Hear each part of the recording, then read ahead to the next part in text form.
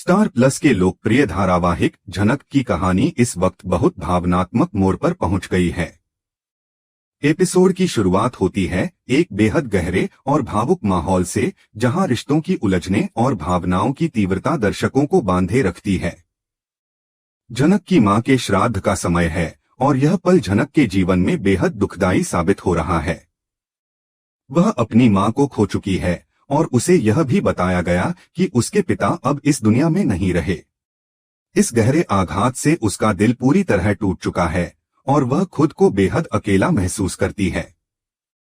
पंडित जी जब झनक से पिंडदान की रस्म निभाने को कहते हैं तो वह कहती है कि यह रस्म निभाना उसके लिए बहुत मुश्किल है, क्योंकि मां को अलविदा कहना उसकी आत्मा को चीरने जैसा है। इसी समय ऋषि उसे समझाने की कोशिश करता है। वह उसे सांत्वना देता है कि मां का आशीर्वाद हमेशा उसके साथ है और झनक खुद उसकी मां की परछाई है। ऋषि उसे प्रेरित करता है कि वह यह जरूरी रस्म निभाए और अपनी मां को श्रद्धांजलि दे। झनक ऋषि की बातों से थोड़ी हिम्मत जुटाती है और पंडित जी के पास जाकर पिंडदान की रस्म निभाती है। ऋषि उसके पास बैठता है और उसकी भावनाओं को समझता है। पराशर भी उसे सांत्वना देता है और इस कठिन समय में उसके साथ खड़ा नजर आता है। इस बीच कहानी में एक और अहम मोड़ आता है जब अगले दिन झनक ऋषि को खाना देती है और कहती है कि वह रास्ते में खा ले। ऋषि कहता है कि वह ढाबे पर भी खाना खा सकता था, लेकिन झनक इस पर जवाब देती है कि घर का खाना हमेशा बेहतर होता है। ऋषि इस बात को नजरअंदाज कर देता है, लेकिन झनक को बुखार है, फिर भी वह ऋषि को बताती नहीं, क्योंकि वह नहीं चाहती कि ऋषि उसके लिए परेशान हो। ऋषि उसे कहता है कि वह अपनी परीक्षा अच्छे से दे और भविष्य को लेकर सकारात्मक सोच रखे। झनक मन ही मन सोचती है कि वह ऋषि से कुछ कहने का अधिकार नहीं रखती। ऋषि जाते समय उसे भरोसा दिलाता है कि समय सब कुछ बदल देगा और सब कुछ ठीक हो जाएगा। दूसरी तरफ ऋषि की मां का व्यवहार हैरान करने वाला होता है। वह ऋषि को अपना बेटा मानने से इनकार कर देती है, क्योंकि उसने झनक को चुना है। तनुश्री भी कहती है कि अगर ऋषि झनक को अपनी पत्नी के रूप में स्वीकार करता है तो वह उससे अपना रिश्ता खत्म कर देगी। पायल सवाल करती है कि जब अदिति शिवल्बनी में रुकने का फैसला कर रही थी तब ऋषि ने उसे रोका क्यों नहीं। अदिति जवाब देती है कि ऋषि ने उससे कहा था कि नूतन की श्राद्ध श्रृंगार अनुष्ठान खत्म होने तक वही रुके, लेकिन उसने झनक को चुना और इसीलिए अदिति नहीं रह सकती। तनुश्री ऋषि से कहती है कि वह झनक को लेकर घर में प्रवेश न करे। इंदुमती यह सोचती है कि शायद गांव वालों ने जादू टोना किया होगा जिससे ऋषि का मन बदल गया है। इन सबके बीच गांव में नूतन की श्राद्ध रस्में चल रही होती हैं और झनक हर एक पल अपनी मां की यादों में डूबी होती है। ऋषि हर संभव प्रयास करता है कि वह झनक को मानसिक रूप से मजबूत बनाए और उसे इस दुख की घड़ी से बाहर निकालने में मदद करे, लेकिन दूसरी ओर अदिति इस बात से टूट जाती है कि ऋषि ने झनक को प्राथमिकता दी और उनके रिश्ते में दूरी आ गई। वह कहती है कि अब वह ऋषि से रिश्ता तोड़ना चाहती है, क्योंकि अब कुछ बचा नहीं है उनके बीच। वह कहती है कि ऋषि हमेशा अपनी मनमानी करता है और उसने उसे बहुत दुख दिया है जिसे वह कभी माफ नहीं कर पाएगी। अदिति की ये बातें उसके दिल की गहराई से निकल रही होती हैं और वो सचमुच में बहुत आहत होती है। ऋषि की मां अदिति को समझाने की बहुत कोशिश करती है, लेकिन अदिति अपने फैसले पर अडिग है। वह साफ तौर पर कहती है कि अगर ऋषि ने उस लड़की के साथ निभाया होता तो आज ये नौबत नहीं आती। ऋषि की मां भी दुखी होकर कहती है कि अगर ऐसा ही रहा तो पूरा परिवार ऋषि से रिश्ता तोड़ देगा। सारी घटनाएं इस ओर इशारा करती हैं कि अब कहानी में भावनात्मक संघर्ष अपने चरम पर है।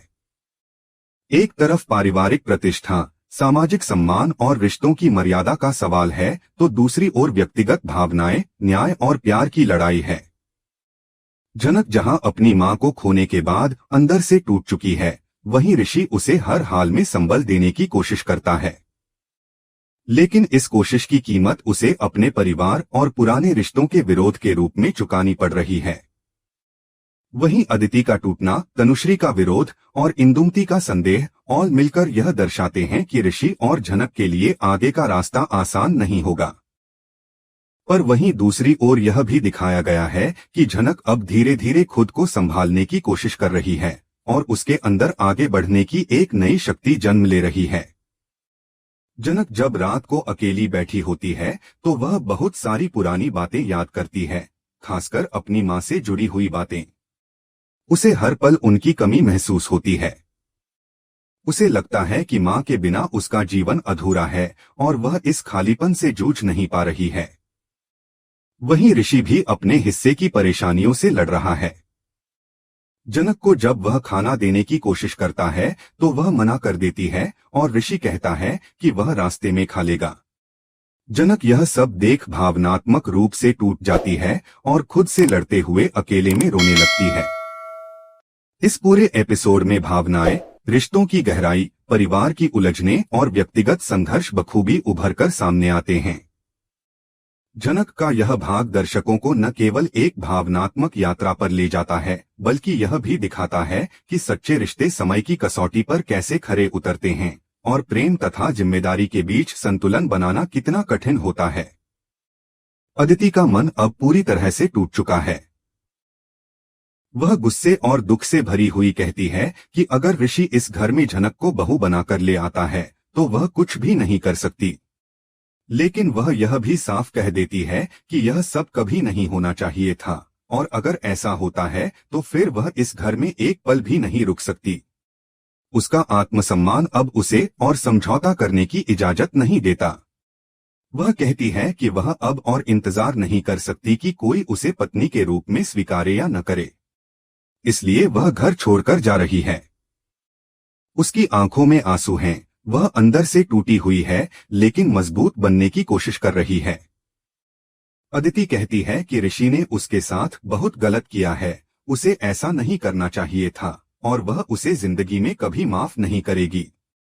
जैसे ही वह जाने लगती है, ऋषि की माँ उसका हाथ पकड़ लेती है और भावुक होकर कहती है कि वो ही इस घर की बहू है और परिवार उसे ही बहू मानता है, भले ही ऋषि कुछ भी करे। ऋषि की माँ साफ कहती है कि उनके लिए अदिति ही इस घर की इज्जत है और वही हमेशा रहेगी। लेकिन अदिति भी अपने दर्द को रोक नहीं पाती और कहती है कि वह अब और यहाँ किसी के सहारे नहीं रह सकती। इधर दूसरी तरफ पराशर और फूल मिलकर नूतन के लिए श्राद्ध करने की तैयारी करते हैं। पूरा माहौल बेहद भावुक हो चुका है। पराशर फूट फूट कर रो रहा होता है और फूल की आंखें भी लगातार नम रहती हैं। पूरे गांव में एक तरह से मातम छा गया है क्योंकि सभी नूतन को बहुत मिस कर रहे हैं। यह नूतन की अंतिम विदाई का दिन है और सभी लोग उसे श्रद्धांजलि देने के लिए एकजुट हुए हैं। ऋषि यह सब देखकर बहुत भावुक हो जाता है, खासकर फूल को इस हालत में देखकर।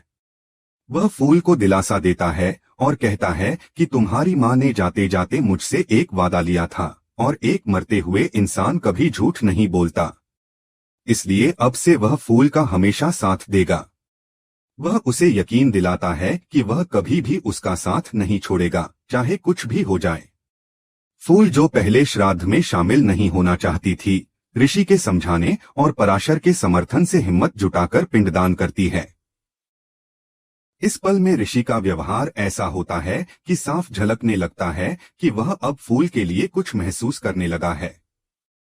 वह खुद कहता है कि वह फूल को कभी दुख नहीं देगा और हमेशा उसका साथ निभाएगा।